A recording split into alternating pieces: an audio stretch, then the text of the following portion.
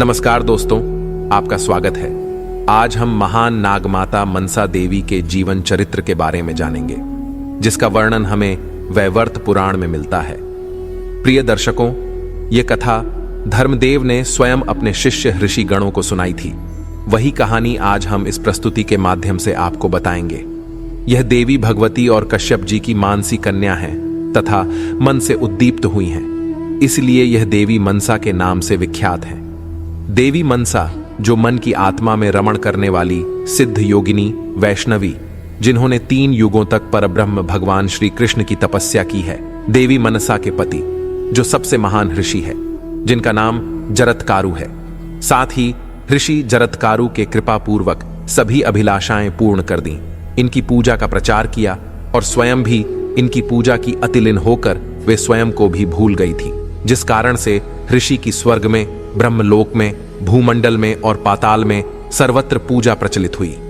देवी मनसा संपूर्ण जगत में ये अत्यधिक गौरव कन्या, विश्व सुंदरी और मनोहारिणी है। साध्वी देवी मनसा अपने पति की सर्वश्रेष्ठ सेवा करने से उन्हें जगत गौरी के नाम से विख्यात होकर सम्मान प्राप्त करती है। भगवान शिव से शिक्षा प्राप्त करने के कारण ये देवी शैवी भी कहलाती हैं। भगवान श्री विष्णु जी की मनसा देवी अनन्य उपासिका है, इसलिए इन्हें वैष्णवी भी कहते हैं। महाभारत गुरुवंश के अर्जुन पौत्र राजा जनमेजय के यज्ञ में इन्हीं के सत प्रयत्न से नागों के प्राणों की रक्षा हुई थी, जिस कारण से इनका नाम नागेश्वरी और नागभगिनी पड़ गया। विष का संहार करने में परम समर्थ होने से इनका एक नाम विषहरी भी है। इन्हें भगवान शिव शंकर से योग सिद्धि प्राप्त हुई थी, इसलिए इन्हें सिद्ध योगिनी भी कहते हैं। देवी मनसा ने भगवान शिव शंकर से महान गोपनीय ज्ञान एवं मृत संजीवनी नामक उत्तम विद्या प्राप्त की है। इस कारण विद्वान पुरुष इन्हें महाज्ञानयुता भी कहते हैं। मनसा परम तपस्विनी देवी मुनिवर आस्तिक की माता है, सो इन्हें जगत में सुप्रतिष्ठित होकर आस्तिक माता नाम से जाना जाता है। जगत पूज्य योगी महात्मा मुनिवर जरत्कारु की प्यारी पत्नी होने के कारण ये जरत्कारु प्रिया नाम से विख्यात हुई। साथ ही देवी मनसा की इन 12 नामों से विश्व इनकी पूजा करता है, जो है जरत्कारुरीता, जगत गौरी, मनसा, सिद्ध योगिनी, वैष्णवी, नागभगिनी, शैवी, नागेश्वरी, जरत्कारु प्रिया, आस्तिकमाता, विषहरी और महाज्ञानयुता। जो भी पुरुष पूजा के समय इन 12 नामों का पाठ करता है, उसे तथा उसके वंशज को कभी भी सर्प का भय नहीं हो सकता। जिस नगर में नागों का भय हो, जिस भवन में बहु से नाग भरे हों, या फिर कोई जगह है जो नागों से युक्त होने के कारण जो महान दारुण स्थान बन गया हो तथा जो नागों से वेष्टित हो, वहां भी पुरुष इस स्तोत्र का पाठ करके सर्प के भय से मुक्त हो जाता है। इसमें कोई संशय नहीं है। जो नित्य इस मंत्र रूपी नामों का पाठ करता है, उसे देखकर नाग भाग जाते हैं। 10 लाख बार पाठ करने से यह स्तोत्र मनुष्यों के लिए सिद्ध हो जाता है। जो भी मनुष्य इस स्तोत्र से सिद्ध हो गया, वह विष भक्षण करने तथा नागों को भूषण बनाकर नाग पर सवारी करने में भी समर्थ हो सकता है। वह नागासन, नागतल्प तथा महान नाग विद्याओं से सिद्ध हो जाता है। मित्रों, अब हम देवी मनसा की पूजा का विधान तथा साम वेदोक्त के बारे में जानते हैं। भगवती मनसा श्वेत चंपक पुष्प के समान वर्ण वाली हैं। इनका विग्रह रत्नमय भूषणों से विभूषित है। अग्नि के शुद्ध वस्त्र इनके शरीर की शोभा बढ़ा रहे हैं। इन्होंने सर्पों का यज्ञोपवीत धारण कर रखा है। महान ज्ञान से संपन्न होने के कारण प्रसिद्ध ज्ञानियों में भी ये प्रमुख मानी जाती है। यह देवी सिद्ध पुरुषों की अधिष्ठात्री है, सिद्धि प्रदान करने वाली हैं। हमें भी मनोभाव से भगवती मनसा की उपासना करनी चाहिए। इस प्रकार ध्यान करके मूल मंत्र से भगवती की पूजा करनी चाहिए। अनेक प्रकार के नैवेद्य तथा गंध पुष्प और अनुलेपन से देवी की पूजा होती है। सभी उपचार मूल मंत्र को पढ़कर अर्पण करने चाहिए। अब हम देवी के मूल मंत्र के बारे में जानते हैं, जिसका नाम है ओम मूल कल्पतरु। यह सुसिद्ध मंत्र है। इसमें 12 अक्षर हैं। इसका वर्णन वेद में भी मिलता है। यह भक्तों के मनोरथ को पूर्ण और अनवांछित फल प्रदान करने वाला है। यह मंत्र इस प्रकार है ओम ह्रीं श्रीं क्लीं ऐं मनसा देव्यै स्वाहा 5 लाख बार मंत्र का जप करने से यह मंत्र सिद्ध हो जाता है। जिसे इस मंत्र की सिद्धि प्राप्त हो गई वह धरती लोक पर सिद्ध पुरुष बन जाता है। उसके लिए किसी भी प्रकार का विष भी अमृत के समान हो जाता है। उस पुरुष की धन्वंतरी से तुलना की जा सकती है। जो भी पुरुष आषाढ़ माह की संक्रांति के दिन गुड़ा कपास या सेनहुड़ नामक वृक्ष की शाखा पर सच्चे मनोभाव से भगवती मनसा का आवाहन करके भक्ति भाव के साथ पूजा करता है तथा मनसा पंचमी के दिन ब्रह्म मुहूर्त पर पूजा करता है, वह अवश्य ही धनवान, पुत्रवान और कीर्तिमान होता है। मित्रों, प्राचीन समय की बात है, भूमंडल के सभी मानव नागों के भय से आक्रांत हो गए थे। नाग जिन्हें काटते थे वे जीवित कभी भी नहीं बचते थे। यह देख और सुनकर कश्यप जी भी बहुत भयभीत हो गए। अतः ब्रह्मा जी के अनुरोध से उन्होंने सर्प भय निवारक मंत्रों की रचना की। ब्रह्मा जी के उपदेश अनुसार वेद बीज मंत्रों की रचना हुई। साथ ही ब्रह्मा जी ने अपने मन से उत्पन्न करके देवी मनसा को इस मंत्र की अधिष्ठात्री देवी बना दिया। तपस्या तथा मन से प्रकट होने के कारण ये देवी मनसा नाम से विख्यात हुई। कुमारी अवस्था में ही ये भगवान शंकर के धाम कैलाश में चली गई थी, इसलिए इन्हें भगवान शिव की पुत्री भी कहते हैं।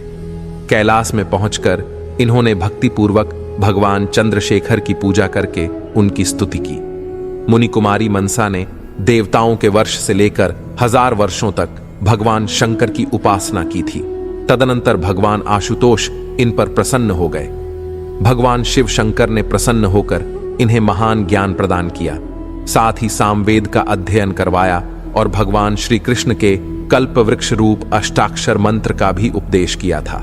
इस मंत्र का रूप ऐसा है: श्रीं ह्रीं क्लीं कृष्णाय नमः। भगवान शंकर की कृपा से जब मुनि कुमारी मनसा को उक्त मंत्र के साथ त्रैलोक्य मंगल नामक कवच पूजन का क्रम, सर्वमान्य स्तवन, भुवन पावन ध्यान, सर्वसम्मत वेदोक्त पुरस्चरण का नियम तथा मृत्युंजय मंत्र का भी ज्ञान प्राप्त हो गया।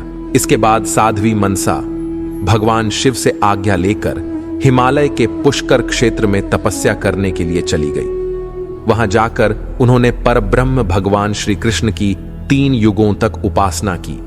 तदंतर उन्हें तपस्या में सिद्धि प्राप्त हुई। भगवान श्री कृष्ण ने उनके सामने प्रकट होकर दर्शन दिए। उस समय कृपा निदान श्री कृष्ण ने उस कृशांगी कन्या पर अपनी कृपा की दृष्टि डाली।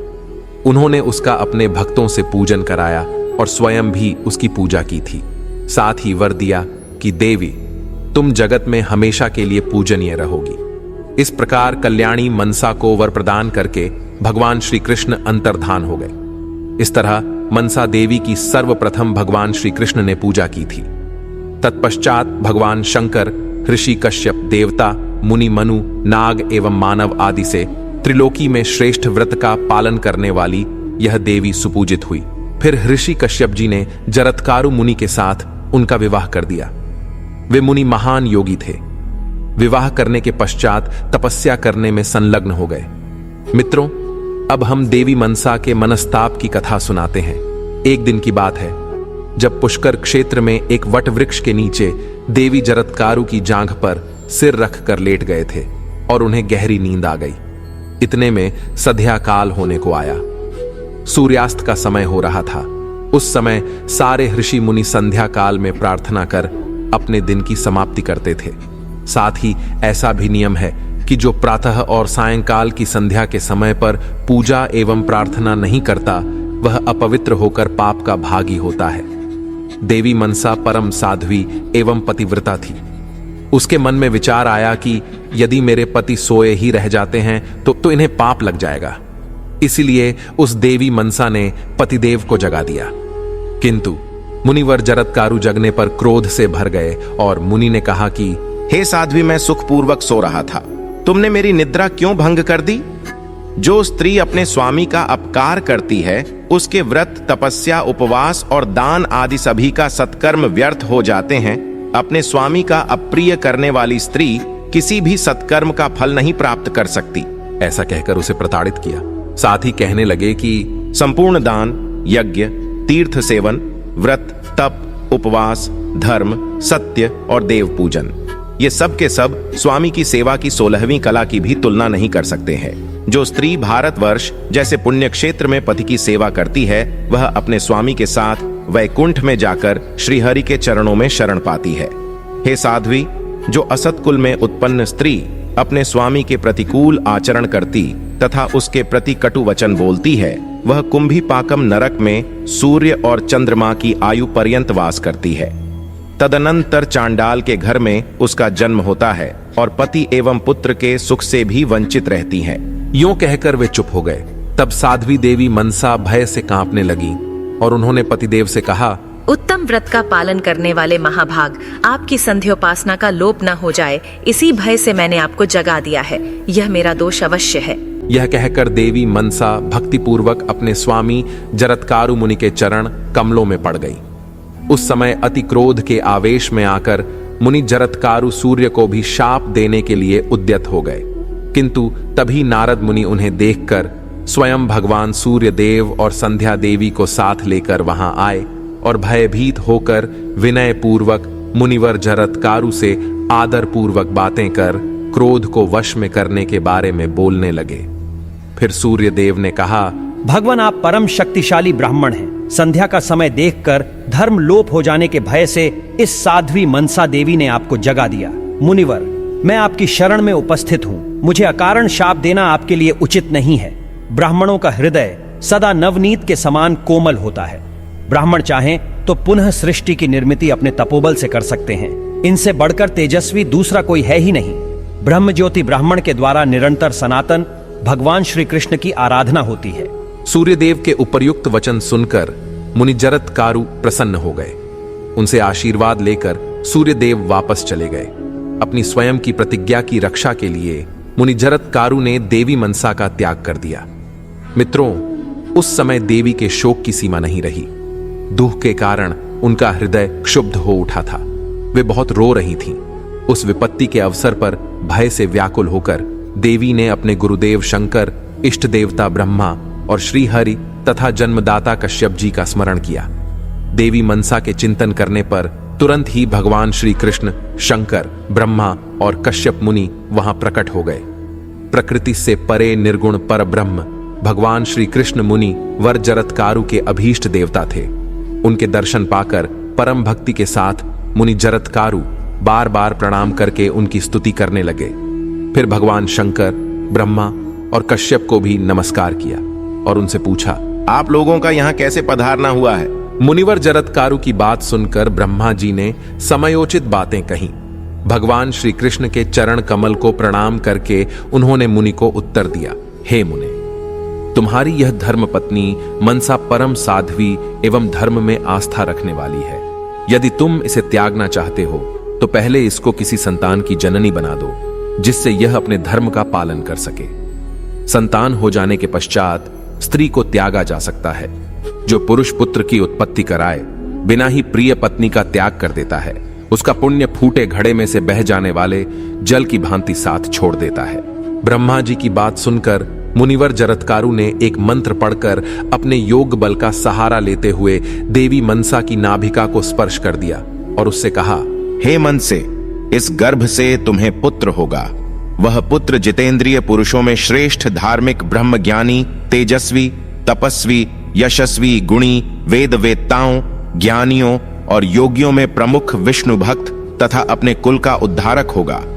ऐसे सुयोग्य पुत्र के उत्पन्न होने मात्र से पितृ आनंद में भरकर नाचने लगते हैं। जो पतिव्रता धर्म का पालन करती है, प्रिय बोलती है और सुशीला है, वह त्रिलोकी प्रिया है।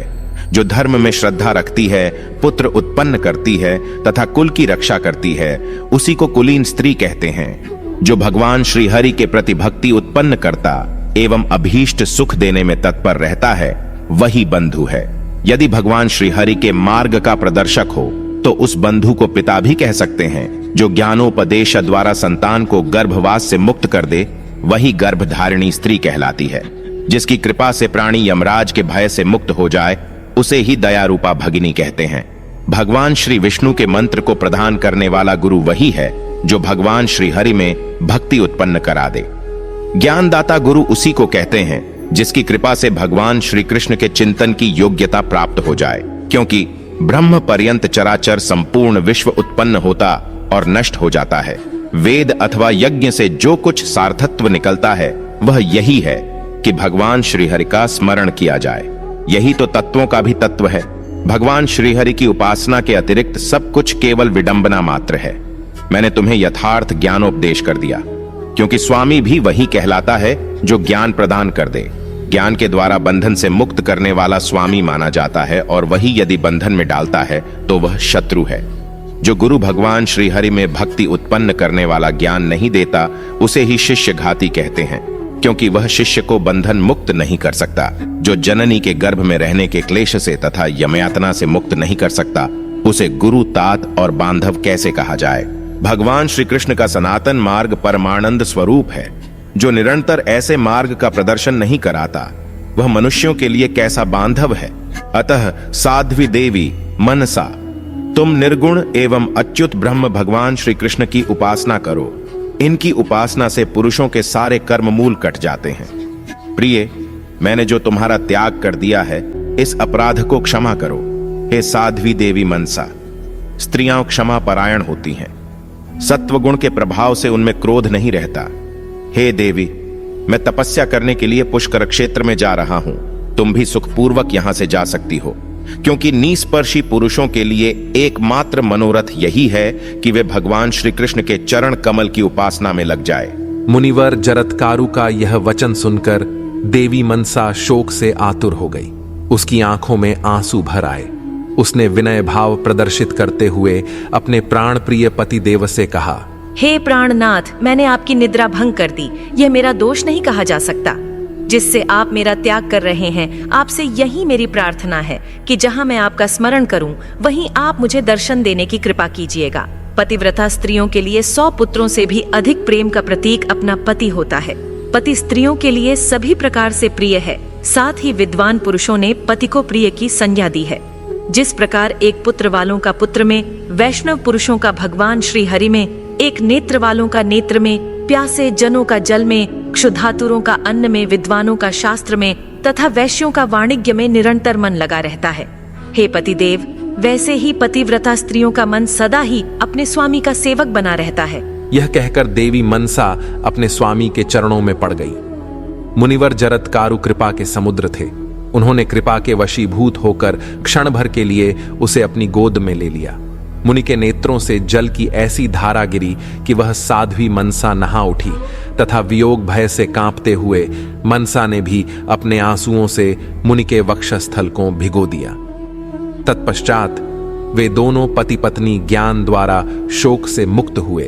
तदनंतर मुनिवर जरत्कारु परमात्मा भगवान श्री कृष्ण के चरण कमल का बार बार स्मरण करते हुए अपनी प्रिया मनसा को समझाकर तपस्या करने के लिए चले गए। उधर देवी मनसा भी कैलाश पर पहुंचकर अपने गुरु भगवान शंकर के निवास गृह में चली गई। वह शोक से व्याकुल थी। भगवती देवी पार्वती ने उसे भली भांति समझाया और भगवान शंकर ने भी उसे मंगलमय ज्ञान देकर उसका ढाढ़स बढ़ाया। वह शिवधाम में रहने लगी।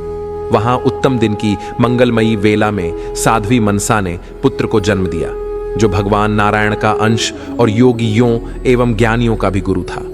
वह गर्भ में था, तभी भगवान शंकर के मुख से उसे महाज्ञान की उपलब्धि हो चुकी थी तथा वह बालक योगींद्र तथा योगियों और ज्ञानियों का गुरु होने का अधिकारी बना। भगवान शंकर ने उसका जातकर्म और नामकरण आदि मांगलिक संस्कार किया। भगवान शिव ने उस शिशु के कल्याणार्थ वेद पढ़ाए। बहुत से मणि, रत्न और किरीट ब्राह्मणों को दान किए। देवी पार्वती द्वारा लाखों गौएं तथा भांति भांति के रत्न ब्राह्मणों को वितरण किए गए। भगवान शिव स्वयं उस बालक को चारों वेद को और धर्म ग्रंथों को निरंतर पढ़ाते रहे। साथ ही उसको मृत्युंजय के श्रेष्ठ ज्ञान का भी उपदेश किया। देवी मनसा की अपने प्राण वल्लभ पति में, इष्ट देव श्री हरि में तथा गुरुदेव भगवान शिव में पूर्ण भक्ति थी। अतः यस्या भक्ति रास्ते तस्या पुत्र, इस कहावत के अनुसार उस पुत्र का नाम आस्तिक हुआ। मुनिवर जरत्कारु उसी क्षण भगवान शंकर से आज्ञा लेकर भगवान विष्णु की तपस्या करने के लिए पुष्कर क्षेत्र में चले गए थे।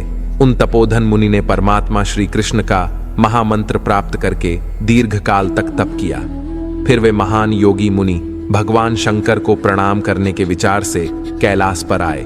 तब भगवान शंकर को नमस्कार करके कुछ समय के लिए वहीं रुक भी गए।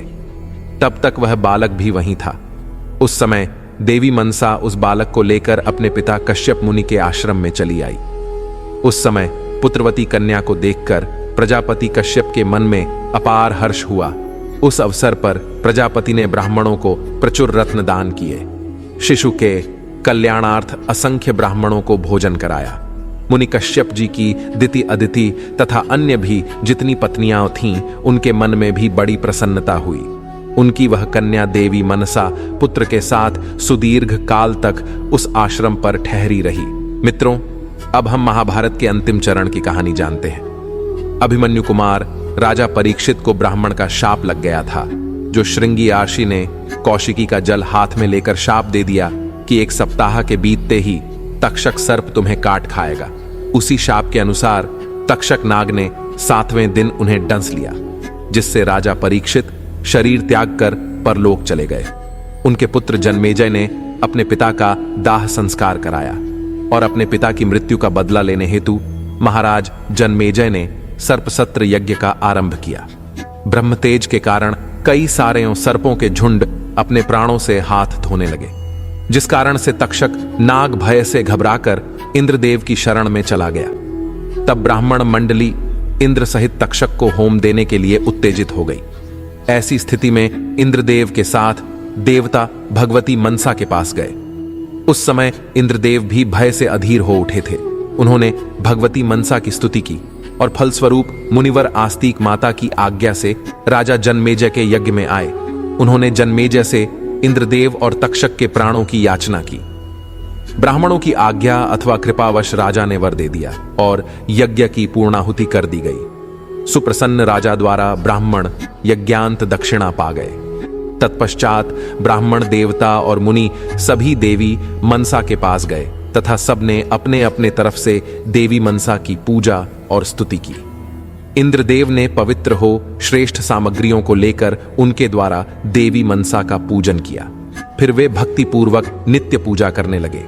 देवी मनसा की अर्चना करने के पश्चात ब्रह्मा, विष्णु एवं शिव के आज्ञानुसार संतुष्ट होकर सभी देवता अपने स्थानों पर चले गए। तो प्रिय दर्शकों, आपको यह कथा कैसी लगी? कमेंट करके अवश्य बताएं। जानकारी अच्छी लगी तो वीडियो को लाइक जरूर करें और कमेंट में हर हर महादेव, जय श्री हरि विष्णु अवश्य लिखें। साथ ही चैनल को सब्सक्राइब करें। ऐसी ही रोचक धार्मिक कथाओं के लिए हमारे साथ बने रहिए। हमारे धर्म ग्रंथ कथाओं के चैनल 18 पुराणों पर आप सभी का धन्यवाद।